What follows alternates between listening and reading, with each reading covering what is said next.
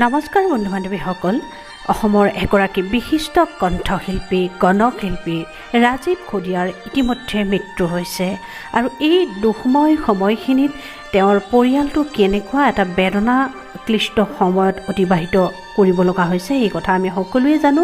আৰু তেওঁৰ পত্নীয়ে মৃত্যুৰ সময়ত তেওঁৰ সেই ডেড বডিটো কাষত লৈ চুমা খাই কি কৈ কান্দিছিলে আপোনালোকক মই দেখুৱাম। লগতে মৃত্যুৰ আগমুহূৰ্তত ৰাজীৱ খদিয়াই অসমৰ বাবে এৰি থৈ গ'ল অপূৰ্ব আৰু সুন্দৰ এক বাণী, যি বাণী শুনিলে হয়তো আপোনালোকেও আৱেগিক হৈ ৰ'ব আৰু কোনেও কেতিয়াও নোকোৱা এই কথাবোৰ সঁচাকৈয়ে সমাজত এক প্ৰাসংগিকতা আছে। মই ভিডিঅ'টোত শুনাম আপোনালোকক।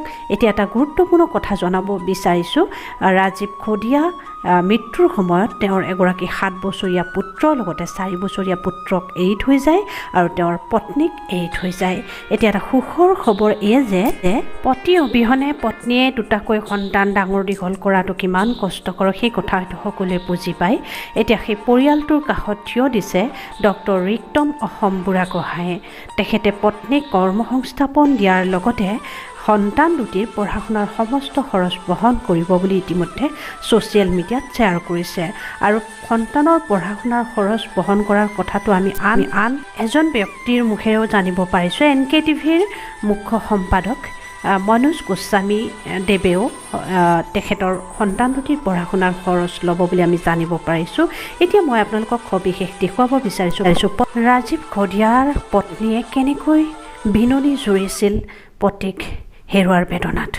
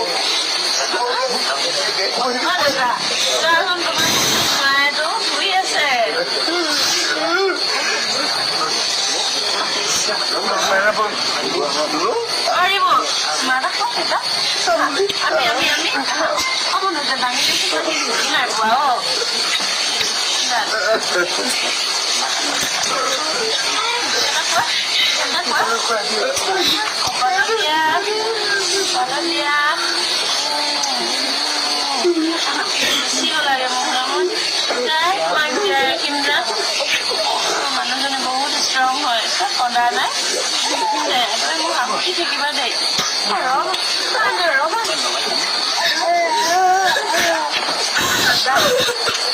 দাদা হয় তোমালোক কিন্তু ইমান ভাল কৰে।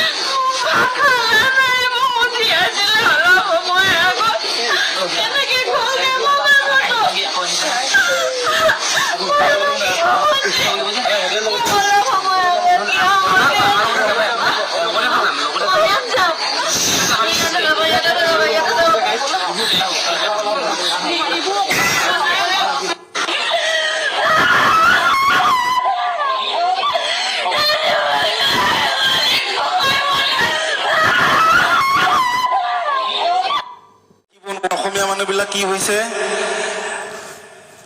ইটোৱে সিটোক দেখিব নোৱাৰা হৈছোঁ আমি। ইটোৱে সিটো জনগোষ্ঠীক আমি দেখিব নোৱাৰোঁ, ইটোৱে সিটো জনগোষ্ঠীৰ কথা বেয়াকৈ কওঁ, কোনোবাই ভাল কাম কৰিলে বেয়া দেখোঁ, সেইবিলাকতো আছেই।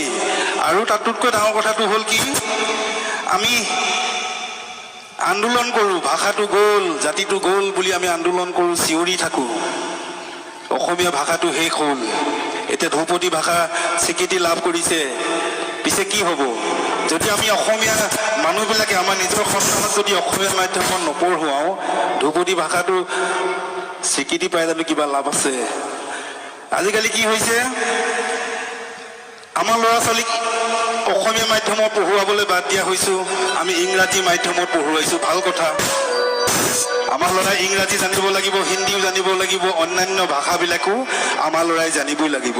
কিন্তু সমান্তৰালভাৱে যদি অসমীয়া ভাষাটোক আমি শুদ্ধকৈ লিখিব ক'বলৈ যদি আজি তাৰিখত যদি আমাৰ ল'ৰা ছোৱালীক শিকাই বুজাই নলওঁ, অনাগত দিনত আমাৰ ল'ৰা ছোৱালীয়ে আমাকেই প্ৰশ্ন কৰিব, বোলে দেউতা আমাৰ ভাষাটো কেনেকুৱা আছিলে। আমাৰ শিপিনীসকলেও তাঁতৰ শালত বহিবলৈ বাদ দিয়া হ'ল, আৰু সেইকাৰণে চাগে বিহু মঞ্চতে হওক বা বেলেগ অনুষ্ঠানতে হওক, ধুনীয়াই তৈয়াৰী কৰি দিয়া গামোচাখনকেই আমি ডিঙিত লৈ গীত পৰিৱেশন কৰিব লগা হয়। তাতোতকৈ দুৰ্ভাগ্যজনক কথা অসমীয়া জাতিটোৰ বাবে কিবা থাকিব পাৰে জানো? আৰু সেইকাৰণে লিখিছিলোঁ,